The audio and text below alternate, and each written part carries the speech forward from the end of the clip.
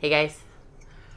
So this one's going to be a little bit on yoga and philosophy, as you probably know since you clicked on it.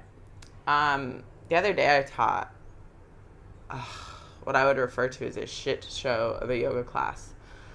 So this fucking beautiful setting, like we're outside, it's sunset. I think there's like 10 of us. People are kind of scattered out on this really beautiful fucking tiled ground. There's an infinity pool that they're looking at. They're looking out at the sea past the infinity pool. It's not too sunny. It was gorgeous. They'd finished a long day. Everybody was a little bit sunburned. I started them standing, which is pretty rare for me if you've done my classes. Like usually I just tell everybody to lay the fuck down. There's a reason that I do that. It works best for me. We started standing. And the idea, what I had in my mind was progress from standing to lying down on the ground. So take the energy from the day, work some of it out, and then get to the floor. And then just relax. So we're standing, we're moving, we're doing stuff. Everybody's really in the zone. And then one guy moans out his exhale with the intention of lightening the mood, which it did. Everybody kind of laughed a little bit. And then we're in another position, and this girl's feet fell asleep. So then she's like, why are my fucking feet asleep? Which is weird because I've never had feet be fucking asleep when people are standing, like after doing movements we were doing movements that exercise the feet. So we had a discussion about that, and then another girl swallowed a fly in the next position, and then another girl had a shoulder spasm in the next position. And these were simple positions. They were complex with the movements of the breath, but simple in form. Everybody's body was just really tired.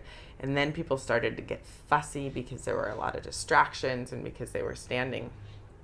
I started to get agitated because I want my fucking yoga practices to be beautiful and progressive, and I want people to feel fucking good in them and relaxed and chill. If that's probably my main goal in a yoga class when I teach, when I work with people, is for people to feel safe and comfortable and calm as fuck. Calmer than I feel anywhere else. That's what I want to provide. It was not happening. And the more fussy that everyone else was getting, the more I was just unsure of what to do with them because all of their bodies were telling me different things. So finally I just said, all right, that's it. You guys, lay the fuck down. On your back. If you want your knees bent, bend your knees, lay down. And instead of doing any more physical practices, I went straight into complex breath work to force them to focus on what was going on. To force them to focus on that moment, that exact moment in time. And it took maybe 2 minutes, but everybody pulled into it. And majority of the class became these complex breath work cycles that worked really well. It drugged people into present. Everybody settled down quite a bit. People looked at peace. It became that beautiful thing that I wanted it to become, and that I think they want it to become too. At the end of class, there were still one or two people that were a little fidgety. Mainly one person that was a little fidgety. And I was just kind of wondering why and what was going on with that. Anyways, sat everybody up to do some contemplation at the end of class. And I was trying to,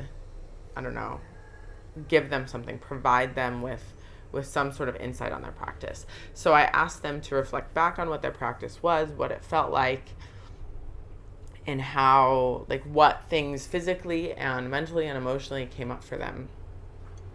And one of the most important points that I think can be made in yoga is that we don't make progress when everything's beautiful, flowy, and perfect. We don't make continued progress that way.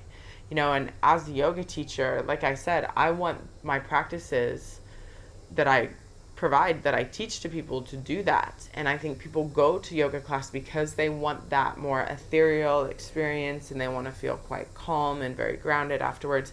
But it's not always that way. And if I think back to some of the most pivotal moments in the 17 years that I've been doing yoga, the pivotal times when shit was fucking awful. The practices were uncomfortable. I didn't want to be in my body. I didn't want to be in that room. I wanted to strangle the teacher.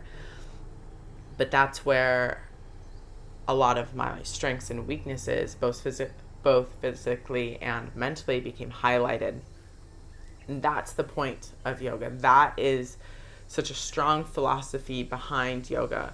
We can make things comfortable in certain ways. We can make things comfortable by stabilizing our breath, or at least tolerable, if not comfortable, by stabilizing our breath. But it doesn't mean that the practice has to be this gorgeous progression of greatness that happens.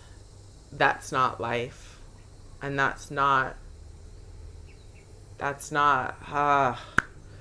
challenge. We change in the face of challenge. We don't change in the face of comfort. Comfort's easy. We stay stuck. So think about that the next time that you do yoga, the next time that you fucking do anything, think about that. Like, if it's uncomfortable, why is it uncomfortable? What's uncomfortable about it? What did you not like about the standing forward fold that you did, or the back bend that you did, or the jujitsu technique that irritated you, or the fucking striking combination that was really difficult? What was the challenge in that? Because that's where the information lies in how you can progress as a practitioner of whatever it is that you do, and as a person. How you do one thing is how you do everything. So when things like that come up in whatever you do, just pay attention to how those affect the rest of your life. It'll be flowy and beautiful sometimes, but more than likely it'll be that way because you've recognized the like comedy that exists in shit not ever being flowy and beautiful. All right, that's it. Have a good day.